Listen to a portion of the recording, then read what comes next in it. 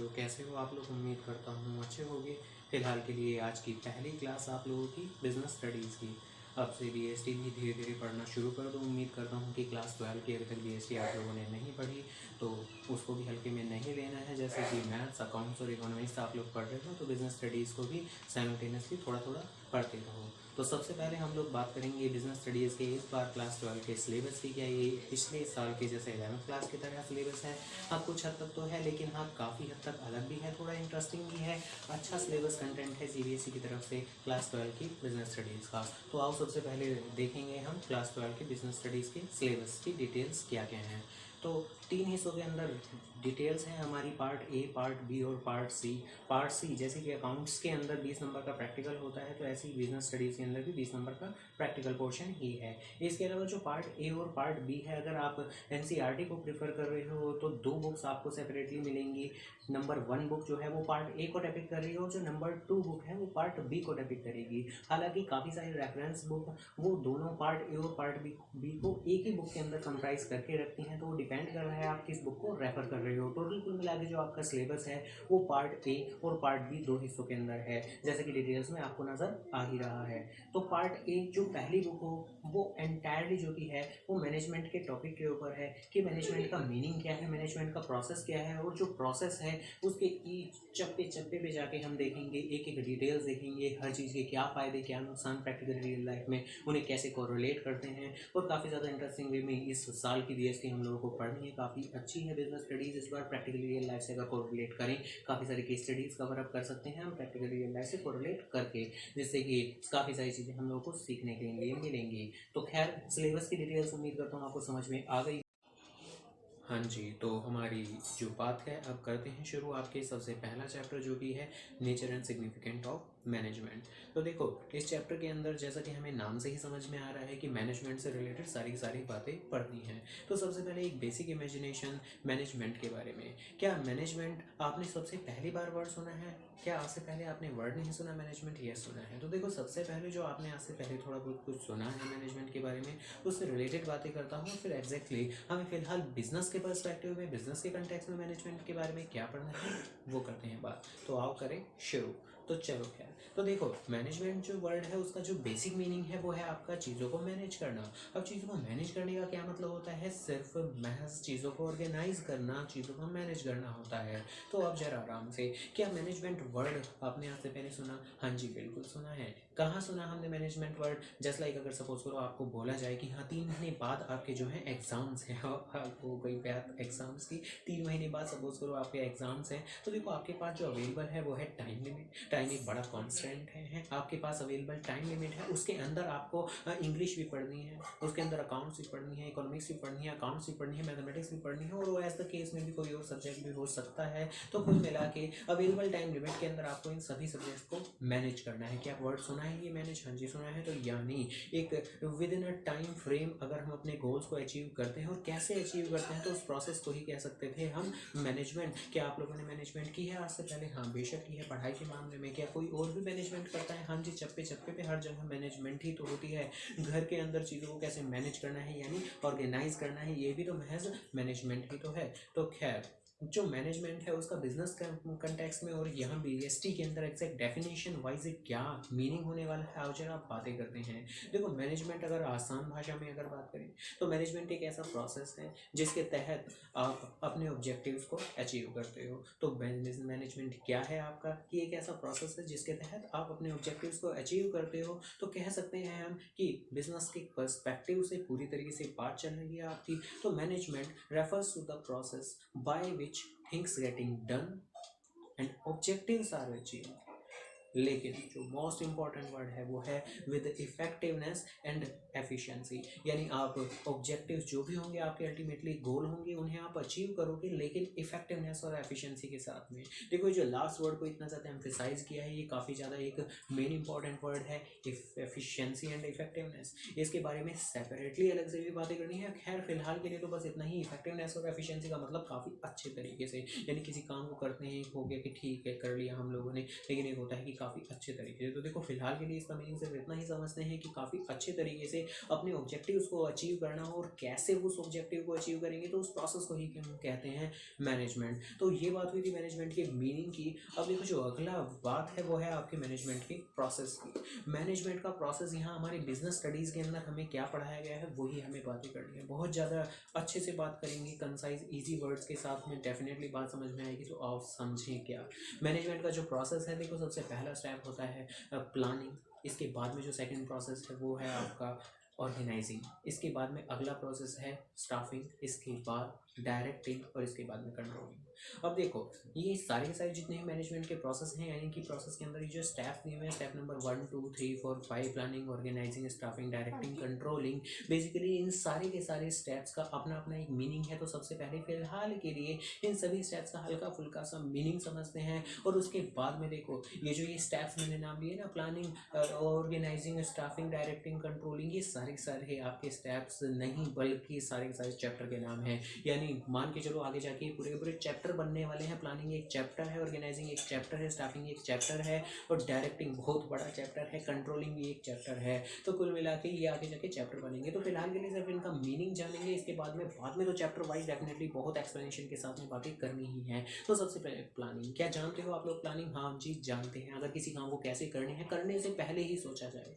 Think in advance is a planning. तो आसान भाषा में यही कि think in advance is a planning, बात खत्म हुई। इसके अलावा ऑर्गेनाइजिंग, देखो बिजनेस कंटेक्स्ट में ऑर्गेनाइजिंग का मतलब क्या हुआ, चीज़ को ऑर्गेनाइज करना। ऑर्गेनाइज मतलब किसको क्या काम करना है, किसकी क्या अथॉरिटी है, क्या पावर है, किसकी क्या रिस्पॉन्सिबिलिटी है, कि उस भाई वो किस चीज़ के लिए रिस्पॉन्सिबल माना जाएगा। यानी establishing authority and responsibility organizing step के अंदर करेंगे हम। जो अगला स्टेप है आपका स्टाफिंग। स्टाफिंग के अंदर क्या करेंगे जी, हम लोगों को रिक्रूट करेंगे, right people for the right job, right people for the right job, यानी कुल मिला के सही काम के लिए सही लोग कौन से ज़्यादा सही होंगे ये हम डिसाइड करेंगे आपके स्टाफिंग स्टेप के अंदर। उसके बाद में आपका डायरेक्टिंग, भैया हमने ऑर्गेनाइज कर लिया चीज़ों को, उससे पहले प्लानिंग भी कर चुके थे, इसके बाद में हमने स्टाफिंग भी कर ली। अब डायरेक्टिंग में क्या करेंगे, उन्हें बताएंगे, इंस्ट्रक्शंस देंगे, यानी गिविंग इंस्ट्रक्शंस। क्या किसी को काम दे देना, आपको ये काम करना है, क्या इतना काफ़ी होगा? नहीं। देखो किसी काम को बोल देना कि हाँ जी आप ये काम कर लो, काफ़ी ज़्यादा इजी काम है, लेकिन वाकई में वो उससे टाइम पे काम करा लेना, सबसे ज़्यादा अच्छे तरीके से काम करा लेना, नहीं, ये कोई बच्चों का खेल नहीं। यानी डेफिनेटली यहाँ पर बेसिकली कौन कौन सी स्किल्स की बातें होंगी, काफ़ी ज़्यादा इंपॉर्टेंट चीज़ है तो कर रहे हैं डेफिनेट बात। क्या यहाँ पर कुछ एक स्किल्स की बात होंगी, most important leadership skills, motivational skills, इसके अलावा कम्युनिकेशन स्किल्स। यानी बेसिकली यहाँ डायरेक्टिंग, यानी जब आप किसी को काम बता रहे हो, आप लीडरशिप स्किल्स का ध्यान रखोगे। आप एक अकेले हो, आपको 50 लोगों से काम करवाना है, आपको लीडरशिप स्किल्स का ध्यान रखना पड़ेगा। बी ए लीडर, आपको लीडरशिप स्किल का ध्यान रखना पड़ेगा, आपको लोगों को मोटिवेट करना पड़ेगा। परफॉर्मेंस डाउन जा रही है, आपको इंक्रीज करना पड़ेगा, मोटिवेशनल स्किल का ध्यान रखना पड़ेगा, आपको चीज़ों को ध्यान सही तरीके से कम्युनिकेट करना पड़ेगा, कम्युनिकेशन स्किल्स का ध्यान रखना पड़ेगा। ऐसा नहीं आपने बोल दिया कुछ और, वो समझ गई कुछ और हो कुछ और ही गया।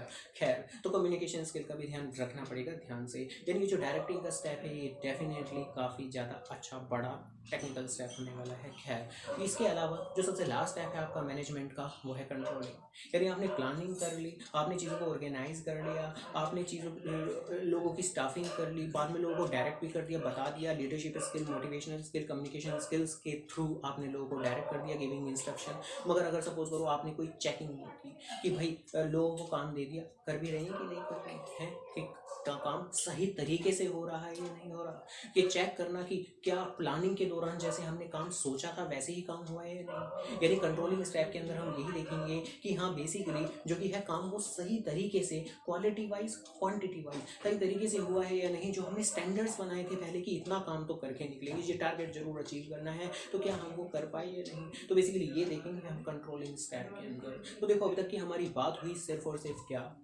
पहले मैनेजमेंट की मीनिंग की कि काम करवाना, गेटिंग थिंग्स डन, मगर मोस्ट इंपॉर्टेंट वर्ड क्या, एक तो गोल्स को अचीव करना, साथ में इफेक्टिवनेस और एफिशिएंसी के साथ में। इसके अलावा बाद में मैनेजमेंट का प्रोसेस देख लिया जी, क्या देख लिया, पहला स्टेप है आपका प्लानिंग, फिर है ऑर्गेनाइजिंग, फिर है स्टाफिंग, फिर है डायरेक्टिंग, फिर है कंट्रोलिंग, और इस तरीके से मैनेजमेंट का प्रोसेस। और ध्यान रखना इस चीज़ को टैप में पढ़ना ही है आगे जाके चैप्टर वाइज। खैर, इसके अलावा जी तो अब शुरू करते हैं हम आगे।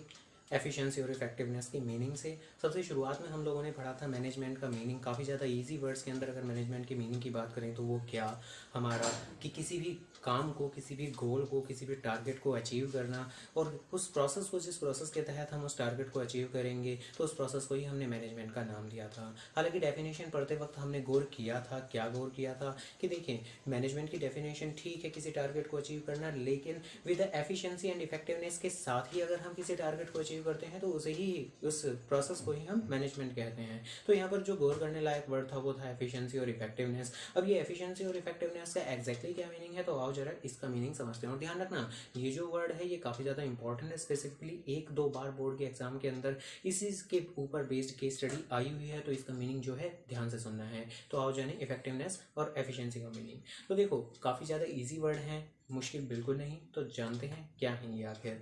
इफेक्टिवनेस का मतलब होता है, देखो किसी को भी अगर सपोज करो काम दिया गया है, अगर वो काम अचीव कर पा रहा है तो ठीक है, इट्स ओके, वो इफेक्टिव है। और एफिशिएंसी का मीनिंग है बेसिकली आपने काम कर भी लिया और अच्छे तरीके से किया। यानी अगर इजी वर्ड्स के अंदर बात करें, काफ़ी ज़्यादा इजी वर्ड्स के अंदर बात करें तो finishing a task is effectiveness. और अगर मैं बात करूँ finishing a task with in a good way, in a better way, ठीक है, तो इसे हम एफिशिएंसी कहेंगे। छोटा सा ही एग्जांपल ले लेते हैं आप लोगों के ऊपर ही। सपोज करो मैं आपको 5 क्वेश्चन देता हूँ करने के लिए और टाइम लिमिट लगाता हूँ एक दिन, बस एक दिन, ठीक है जी, एक दिन मिला है 5 क्वेश्चन करने हैं। अब अगर सपोज करो आपने पूरा का पूरा दिन लगा दिया और आपने काम बिल्कुल ठीक किया है, बिल्कुल ठीक किया है, ठीक है, टाइम लिमिट कितनी दी, एक दिन दिया है, कितना मिला था, एक ही दिन मिला था। तो यानी इस सिचुएशन के अंदर अगर सपोज करो आपने सारा काम ठीक किया है और with in a time frame ठीक किया है, तो ऐसी सिचुएशन में कहेंगे आप इफेक्टिव भी हो और एफिशिएंट भी हो। लेकिन अगर सपोज करो मैं आगे बात करूं, मैं बोलूं एक दिन दिया है, 5 क्वेश्चन दिए हैं और आपने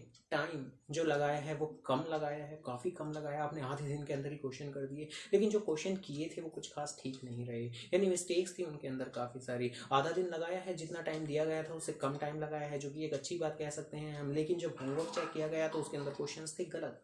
यानी हम क्या कहेंगे कि जो टाइम है वो तो काफ़ी कम लगाया, लेकिन जो काम किया, क्या फिनिश किया टास्क, नहीं का जो टास्क है वो फिनिश नहीं कर पाए। तो यानी क्या आप इफेक्टिव हो, नहीं, सिचुएशन में आप इफेक्टिव नहीं हो। लेकिन क्या आपने रिसोर्सेज का यानी कि टाइम का क्या कम इस्तेमाल किया, यस, तो यानी क्या आप एफिशिएंट हो, यस आप एफिशिएंट हो। हालांकि क्या ये कोई अच्छी बात रहेगी, नहीं, बिल्कुल भी नहीं।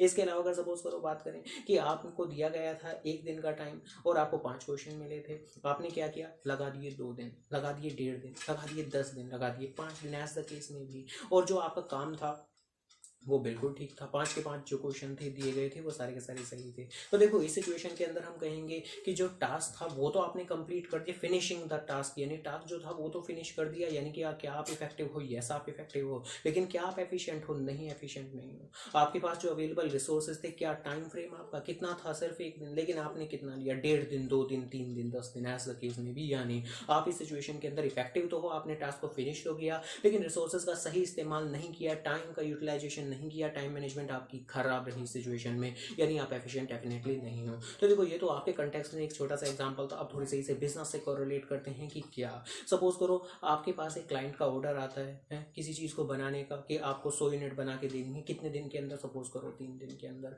एक बार फिर वही बात आ जाएंगी जी, आपको 100 यूनिट बना के देनी है 3 दिन के अंदर। अगर सपोज करो 100 यूनिट बना के दे दी 3 दिन के अंदर तो बहुत बढ़िया, you are effective and efficient both, दोनों के दोनों हो, आप कोई दिक्कत की बात नहीं है। और अगर सपोज करो 3 दिन से पहले बना के दे दी और एकदम करेक्ट बना के दी है तो भी इफेक्टिव और एफिशिएंट हो, कोई दिक्कत की बात नहीं है। अब आगे की बात करते हैं। सपोज करो लगा दिए सिर्फ 2 दिन, मिले थे कितने, 3 दिन, सिर्फ 2 दिन लगाए हैं, सारा काम कर दिया, 100 की 100 यूनिट बना दी, भेज दी क्लाइंट के पास में, लेकिन क्वालिटी कुछ खास अच्छी नहीं रही। तो अब क्वालिटी अच्छी है नहीं, भेज दी 2 दिन के अंदर, यानी जितनी टाइम लिमिट थी उससे कम टाइम लिमिट लगाई। अब क्या कोई क्लाइंट खुश होगा है, अब मार पड़ेगी, मार है। उसने दिए थे 3 दिन, करते ना इस्तेमाल पूरे 3 दिन, अब 3 दिन किए नहीं इस्तेमाल, 2 दिन में सामान भेज दिया, पहले तो खुश कर दिया, लेकिन बाद में जैसे ही पैकेज खोला तो क्वालिटी थी खराब। तो इस सिचुएशन के अंदर क्या कहेंगे हम कि क्या आप इफेक्टिव हो, हाँ इफेक्टिव, हाँ नहीं सॉरी इफेक्टिव नहीं हो, यानी कि आपने कुल मिला के जो जैसा जिस तरह का टास्क करना था क्या आपने किया, नहीं किया। लेकिन क्या आप एफिशिएंट हो, हाँ आप एफिशिएंट हो, विद इन रिसोर्सेज आपने काम को कर दिया, कोई दिक्कत की बात नहीं। तो एफिशिएंट तो हो बट आप इफेक्टिव नहीं हो इस सिचुएशन में, क्योंकि जैसा टास्क कंप्लीट करना चाहिए था, एक गुड क्वालिटी, एक बेटर क्वालिटी, एक स्टैंडर्ड क्वालिटी, आपने वो मेंटेन नहीं की। तो इस सिचुएशन के अंदर आपने एफिशिएंसी आपकी बिल्कुल ख़राब हो गई। इसके अलावा आगे की बात करते हैं। जस्ट सपोज करो यही वाली बात की भाई 3 दिन का टाइम था, 100 यूनिट बना के देनी थी। आपने क्या किया, 100 यूनिट बनाई, बहुत बढ़िया बनाई, क्वालिटी की बनाई, लेकिन टाइम लगा दिया काफ़ी ज़्यादा। वो पर्सन फ़ोन पे फ़ोन कर के परेशान कि कब मेरा सामान आएगा, कब मेरा ऑर्डर आएगा। 3 दिन बीत गए, 4 दिन बीत गए, 1 हफ्ता बीत गया, 10 दिन बीत गए, तब जाके सामान आपने दिया। क्वालिटी एकदम ए ग्रेड थी, लेकिन टाइम तो लगा दिया ना इतना सारा। तो इस सिचुएशन के अंदर हम कहेंगे क्या आप इफेक्टिव हो? हाँ जी, आप इफेक्टिव हो। क्यों? क्योंकि आपने वो स्टैंडर्ड क्वालिटी, वो आपकी बेस्ट क्वालिटी जो आपको देनी चाहिए थी, आपने दी बेशक हो। यानी कि आपने क्या टास्क को फिनिश किया? यस किया। तो यानी कि क्या आप इफेक्टिव हो? हाँ जी, आप इफेक्टिव हो। लेकिन क्या आपने with in a time frame किया? नहीं किया। और देखो इसमें एक और चीज़ आ जाती है, अगर टाइम ज़्यादा लगाओगे तो भी आपकी एफिशिएंसी खराब। और अगर सपोज करो आपने बहुत ज़्यादा कॉस्ट में किसी प्रोडक्ट को बनाया, यानी कि अगर बहुत ज़्यादा एक्सेसिवली कॉस्ट में महंगा कर दिया आपने प्रोडक्ट को, तो भी उसमें कहेंगे हम कि एफिशिएंसी खराब हो गई। यानी कुल मिला के वही वाली बात एक बार फिर रिपीट करती है, सबको खत्म करके क्या कि आपका जो इफेक्टिवनेस है उसका मतलब है कंप्लीटिंग द गिवन टास्क। और जो एफिशिएंसी का मतलब कंप्लीटिंग द गिवन टास्क। अब तो बिजनेस के कंटेक्स्ट में बात करेंगे तो क्या बोलेंगे? With minimum cost. यानी इफेक्टिवनेस का मतलब काम को खत्म करना, और एफिशिएंसी का मतलब काम को खत्म करना with use of least resources, least cost and all वगैरह वगैरह। तो देखो ये था आपका इफेक्टिवनेस और एफिशिएंसी का मीनिंग। यानी कुल मिला के जो मैनेजमेंट का मतलब है वो है आपका ये किसी भी काम को करना, गोल को अचीव कर लेना इफेक्टिवनेस और एफिशिएंसी के साथ में, यानी काम को खत्म भी करना है और आपका लीस्ट कॉस्ट के साथ में लीस्ट टाइम का इस्तेमाल करके आपको खत्म करना है। तो यहाँ तक की बात हो गई हमारी। अब इसके बाद में आगे मैनेजमेंट के कैरेक्टरिस्टिक्स की बात करनी है।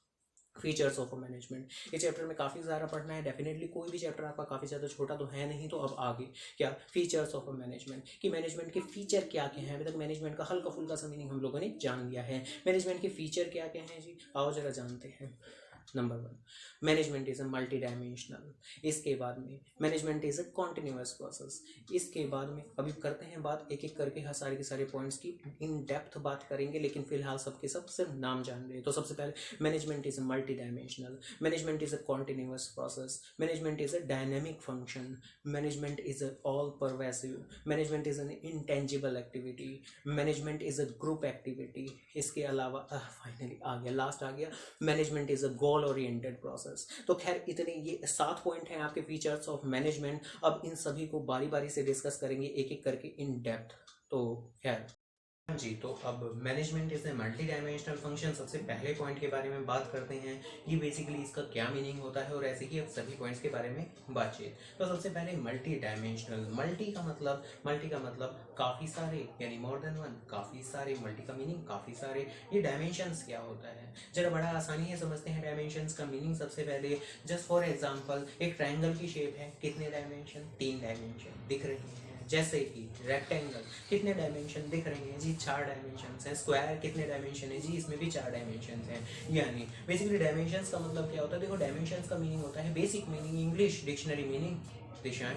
क्या? डायरेक्शंस, डायमेंशंस, दिशाएं। यानी कुल मिला के आपका ये जो लिखा हुआ है management is a multi dimension function, तो इसका मीनिंग है ये कि बेसिकली मैनेजमेंट के अंदर किसी हम एक दिशा के अंदर नहीं सोचेंगे, दशों दिशाओं में सोचेंगे। मल्टी, काफ़ी सारी दिशाओं में सोचेंगे। अब मोटे तौर पर जो थियोरेटिकली बात है वो कुछ किस तरीके से है, आप जरा सुने। Basically management is a multi dimensional function. इसके अंदर 3 हिस्सों में बातें की गई कि किसी भी मेजरली कंपनी के अंदर आपको सिर्फ एक दिशा के अंदर नहीं सोचना है, आपको काफ़ी सारी चीज़ों के लिए देखना है। मेनली 3 हिस्सों के अंदर देखना है, management of a work, management of a people and management of operation.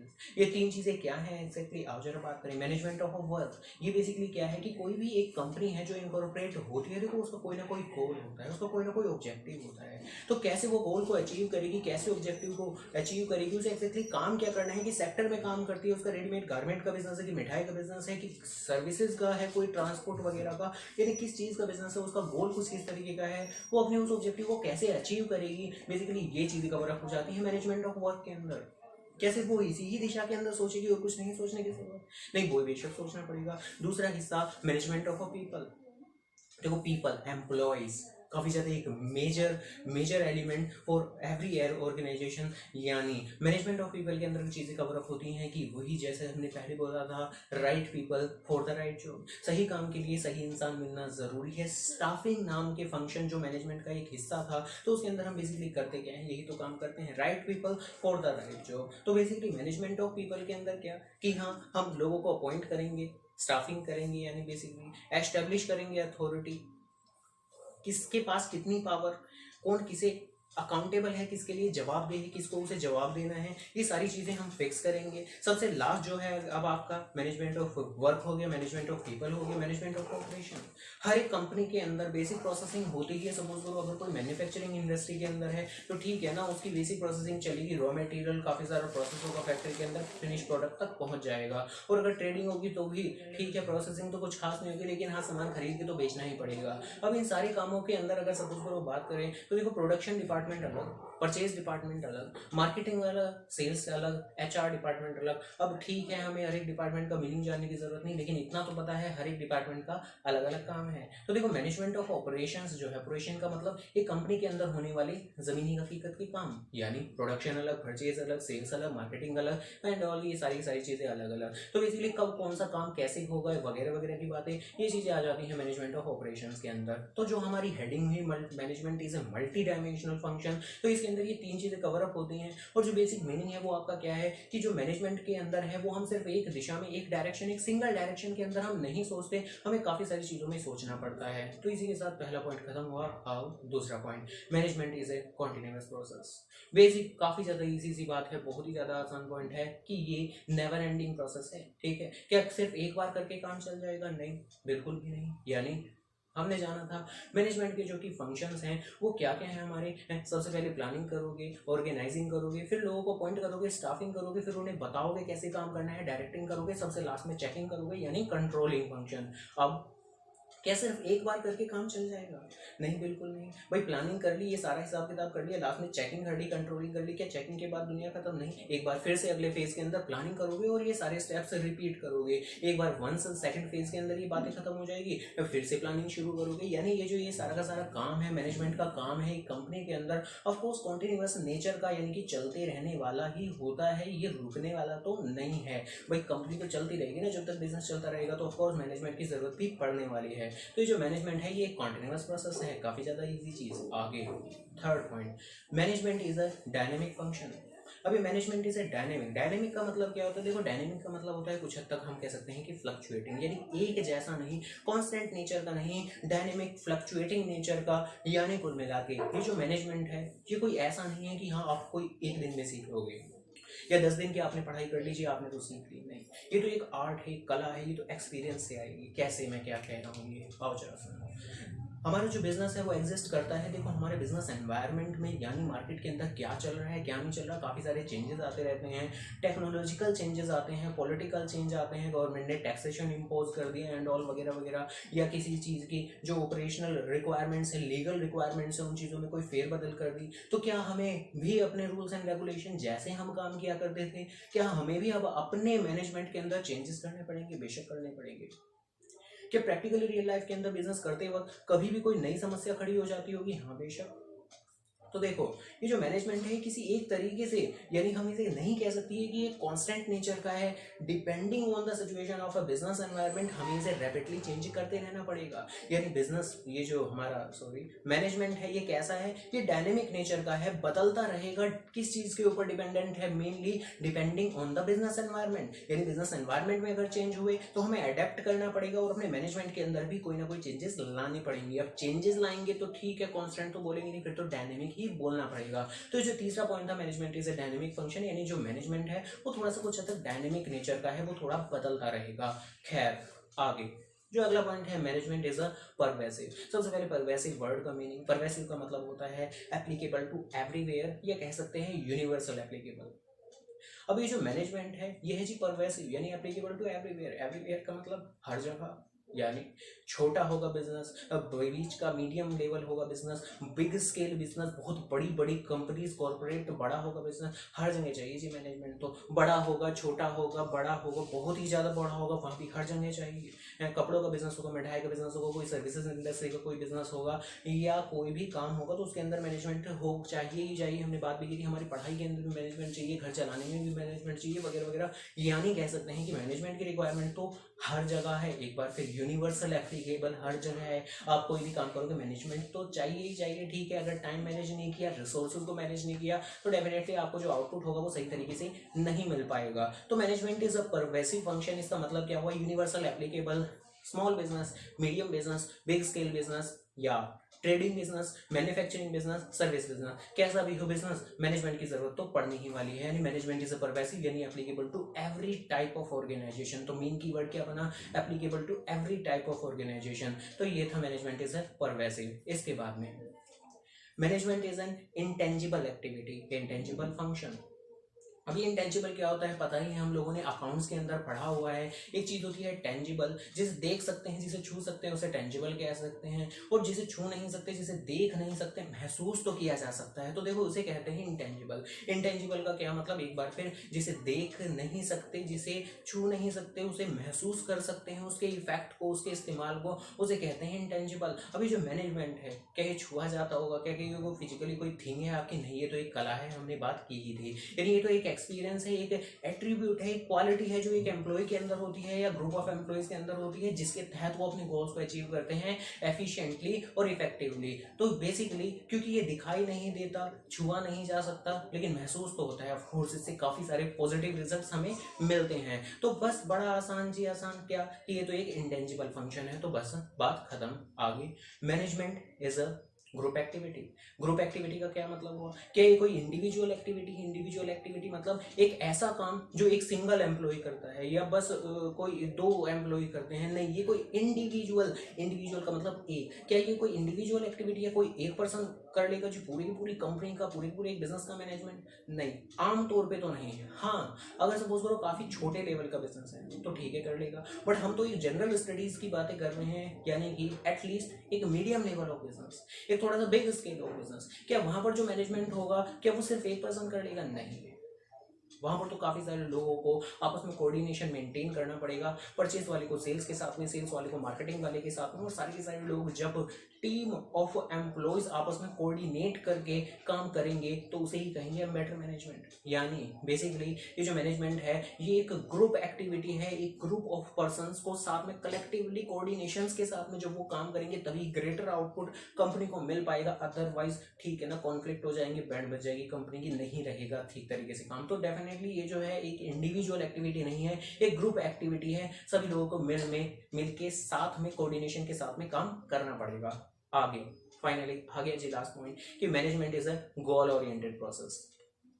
अब ये गोल ओरिएंटेड प्रोसेस का क्या मीनिंग हुआ? देखो, ओरिएंटेड मतलब अचीव करना, गोल मतलब पता ही है जी हमारा अल्टीमेट टारगेट। यानी जिस दौरान हम मैनेजमेंट करते हैं, हमारा मैनेजमेंट करते वक्त ही बेसिकली हमारे सबकॉन्शियस माइंड के अंदर होता है क्या कि हम कर ही क्यों रहे हैं। जैसे कि हम पढ़ाई करते हैं, ठीक है, अब पढ़ाई करते वक्त भी हमारे सबकॉन्शियस माइंड के अंदर कुछ ना कुछ रहता, कर क्यों रहे हैं, ठीक है। हालांकि बहुत दुख की बात मैक्सिमम बच्चों के माइंड के अंदर रहता है कि हम जो मार्क्स लाने के लिए कर रहे हैं, बट हाँ होना चाहिए कि हम तो नॉलेज के लिए कर रहे हैं। अब ठीक है, मैक्सिमम काफी सारे बच्चों के माइंड में रहता भी है कि हाँ जी हम तो नॉलेज के लिए कर रहे हैं। तो कुल मिला के देखो, जब कहीं भी हम कोई भी काम करते हैं तो हमारे सबकॉन्शियस माइंड में रहता है कि हाँ हम ये कर क्यों रहे हैं। तो अब ऐसे ही जब मैनेजमेंट का प्रोसेस फ्लो होता है, तो मैनेजमेंट का प्रोसेस करते वक्त हमारे सबकॉन्शियस माइंड में रहता क्या है, कर क्यों रहे हैं ये। अल्टीमेटली जो डेफिनेशन में बात की थी, गोल को अचीव करने के लिए, टारगेट को अचीव करने के लिए, कैसे, इफेक्टिवली, एफिशिएंटली। यानी कुल मिला के ये जो एक प्रोसेस है, ये एक ऐसा प्रोसेस है जिसके तहत आप गोल को अचीव करते हो। मैंने बोला ही गोल ओरिएंटेड, ओरिएंटेड का मतलब अचीव करना। तो कुल मिला के मैनेजमेंट कैसा है, एक गोल ओरिएंटेड प्रोसेस है जिसके तहत आप आगे जाके जो फाइनल आउटपुट काम निकलने वाला है, आपका फाइनल रिजल्ट निकलने वाला है, फाइनल आउटपुट निकलने वाला है, वो क्या, ये डेफिनेटली आपका जो टारगेट होगा, आपका जो गोल होगा वो अचीव हो जाएगा, आपका कोई दिक्कत की बात नहीं है। तो इसलिए ही कहते हैं कि मैनेजमेंट जो कि है ये एक गोल ओरिएंटेड प्रोसेस है। खैर अब आगे देखो, ये सारे के सारे पॉइंट हमारे कवर अप हो गए। अब बहुत ही छोटे टाइम के अंदर एक छोटी सी ट्रिक की बात करूंगा, ठीक है जी। और ये सारी की सारी इस तरह की बातें अब जो करूंगा ये आगे जाके भी होती रहेंगी। अब इनका इस्तेमाल किसी को करना है किसी को नहीं करना, वो आपकी डिसीजन मेकिंग के ऊपर रहेगा। तो आओ जरा बात करूं कि मैं किस बारे में बात कर रहा हूँ। मैं बात कर रहा हूँ याद करने के अंदर। अभी तक अगर चैप्टर के अंदर बात करूँ तो मेजरली पॉइंट वाइज मैंने सिर्फ एक ही बात की है, फीचर्स ऑफ अ मैनेजमेंट यानी कैरेक्टरिस्टिक्स ऑफ मैनेजमेंट। देखो, जब हम किसी भी पॉइंट को पढ़ते हैं, हमने 7 पॉइंट्स पढ़ लिए हैं, पढ़ते हुए समझ में आ जाता है, लेकिन हाँ अक्सर कई बार बाद में भूल जाते हैं। हो सकता है आपको बाद में अगर सपोज करो याद कर लिया तो बाद में 4 पॉइंट याद आए, 5 पॉइंट याद आए, बाद में भूल जाते हैं एक आधा पॉइंट। पढ़ते हुए समझ आता है गोल ओरिएंटेड प्रोसेस क्या है, इंटेंजिबल क्या है, कॉन्टिन्यूस क्या है, परवेसिव क्या है। लेकिन अचानक से माइंड के अंदर क्लिक हो, नहीं ऐसा थोड़ा सा अजीब तो है कि ठीक है जी, हो सकता है एक आधा बार कभी माइंड के अंदर स्किप हो जाए। तो माइंड के अंदर रिटेन रखने के लिए, लर्न रखने के लिए इस्तेमाल किए जाते हैं छोटे छोटे निमोनिक्स। पूरे साल बताता रहूंगा ऐसे ही छोटे छोटे निमोनिक्स, जहां बेहतर लगे इस्तेमाल करो। अपने माइंड से पूछो कि हाँ यहाँ करने की जरूरत है या नहीं। तो मैं तो हर जगह बताऊंगा आपको कितना इस्तेमाल करना है इन चीजों का, तो वो आपके ऊपर। लेकिन हाँ थोड़ी हद तक तो डेफिनेटली करना है, बेनिफिट ही मिलने वाला है, तो थोड़ी हद तक तो जरूर करना है। और अब तो शुरुआती हुई बीएसटी की, तो डेफिनेटली जो शुरुआती हमारे निमोनिक्स रहेंगे उनका इस्तेमाल जरूर करना है। क्या निमोनिक आओ जाने। तो सबसे पहला निमोनिक किस चीज के लिए, कैरेक्टरिस्टिक्स ऑफ मैनेजमेंट। जो निमोनिक है ये आ गया जी, एमसीडी पिग। एमसीडी पिग, बस इतनी छोटी सी बात याद रखनी है, एमसीडी पिग, और बस बात खत्म। आगे की बात खुद ब खुद याद हो जाएगी, बशर्ते आपने जो पहली की बातें हैं उन्हें ध्यान से बार बार रिपीट करके माइंड के अंदर इमेजिन किया है। अगर माइंड के अंदर इमेजिन कर लिया तो ठीक है ना, याद आ जाएगा आपको। जो एम से है क्या है, मल्टी डायमेंशनल, सी से है कॉन्टिन्यूअस, डी से है डायनेमिक फंक्शन, पी से है परवेसिव, आई से है इंटेंजिबल, जी से, अब जी की बात आ गई, जी के तो 2 पॉइंट हैं, तो कोई बात नहीं, थोड़ा सा स्पेलिंग में वेरिएशन कर लेते हैं। एमसीडी पिक जो लिखा था डबल जी कर देते हैं। तो खैर कुल मिला के जी से, एक जी से हो गया ग्रुप एक्टिविटी, दूसरे से हो गया गोल ओरिएंटेड प्रोसेस। तो देखो ज्यादा मुश्किल है नहीं, चीजें याद हो जाती हैं, बशर्ते आप लगभग 10 मिनट लगा लो। लेकिन मुद्दा ये है कि अगर 10 मिनट लगा उसके बाद में निमोनिक याद कर लिया, भूल नहीं सकते। अगर निमोनिक याद ना किया, लगा लिए 20 मिनट, हो सकता है 25 मिनट जब बीत जाए, 35 मिनट जब बीत जाए, तो हाँ 7 में से 1 पॉइंट भूल जाओ, 2 पॉइंट भूल जाओ, 5 याद आ गए, 2 याद ही नहीं आ रहे। बट अगर सपोज करो आपने लगा लिए 10 मिनट है, निमोनिक के साथ में लगा लिए 10 मिनट, तो हो ही नहीं सकता कि आप भूल जाओ, काफी कम चांसेस हैं। और मैटर तो ये करेगा कि आप इन चीजों को रिवाइंड कितनी बार करोगे। तो एक बार फाइनली लास्ट बार क्या, एम से डायमेंशनल, सी से कॉन्टिन्यूअस, डी से डायनेमिक फंक्शन, पी से परवेसिव, आई से इंटेंजिबल, जी से ग्रुप एक्टिविटी, जी से गोल ओरिएंटेड प्रोसेस। तो इस तरीके से फीचर्स ऑफ मैनेजमेंट याद कर लेना है आप लोगों को। और अब इसके बाद में सिर्फ जो अगले के टॉपिक आगे के आपके बचे हुए हैं उनके सिर्फ नाम ले रहा हूँ, अगली क्लास के अंदर ही डिस्कस करेंगे। चैप्टर नंबर 1 को 2 हिस्सों के अंदर खत्म करने वाले हैं हम लोग। तो जो आगे के टॉपिक्स बचेंगे वो अगली क्लास के अंदर कवर करेंगे। हम कौन कौन से हैं नाम सुन लेते हैं। Importance of management, objectives of management, levels of management, management as an art, science, profession and concept of coordination. बस इतना सा ये तो है। खैर तो चैप्टर नंबर 1 जब ये सारे टॉपिक हमारे खत्म हो जाएंगे तो चैप्टर नंबर 1 भी खत्म हो जाएगा। 2 वीडियोस के अंदर कवर करेंगे। पहली क्लास ही हमारी हो रही है और अगली क्लास के अंदर बाकी का बचा हुआ हिस्सा। अब इसके बाद में हाँ जी, तो 3 क्वेश्चन ये आपको दिए जा रहे हैं। जितना भी कंटेंट अब तक का हम लोगों ने कवर किया है उसी के ही बेसिस पे हैं ये 3 क्वेश्चन, महज 3 ही क्वेश्चन हैं। तो उम्मीद करूंगा इजीली आप लोग जवाब दे ही दोगे। वीडियो को ध्यान से सुना होगा तो डेफिनेटली काफ़ी ज़्यादा इजी से आप लोग बता दोगे। बताना कहाँ है, नीचे ही यहीं पे ही वीडियो को देख के लाइक तो कर ही देना, ठीक है। पसंद आ जाएगी तो लाइक कर देना। इसके अलावा कमेंट सेक्शन के अंदर सभी के सभी बच्चे जिसने वीडियो देखी है सभी के सभी अपने आंसर को कोट कर देना कमेंट सेक्शन के अंदर, ठीक है। याद रखना, थोड़ा मोटिवेट कर तो लाइक कर देना, सब्सक्राइब कर देना चैनल को। और इसके अलावा कमेंट सेक्शन के अंदर आंसर मेंशन कर देना कि हाँ भाई आपको क्या पता लगा कि इसका आंसर क्या होना चाहिए। किसी ने अगर ऑलरेडी कमेंट किया भी हुआ है तो इसका मतलब ये नहीं है कि आपको नहीं करना है जी। अगर आप वीडियो देख रहे हो तो ठीक है, आपको कमेंट करना है। इसके बाद में आपकी अगली क्लास के अंदर इस चैप्टर का ही बचा हुआ हिस्सा करेंगे। तो okay done, tata bye bye.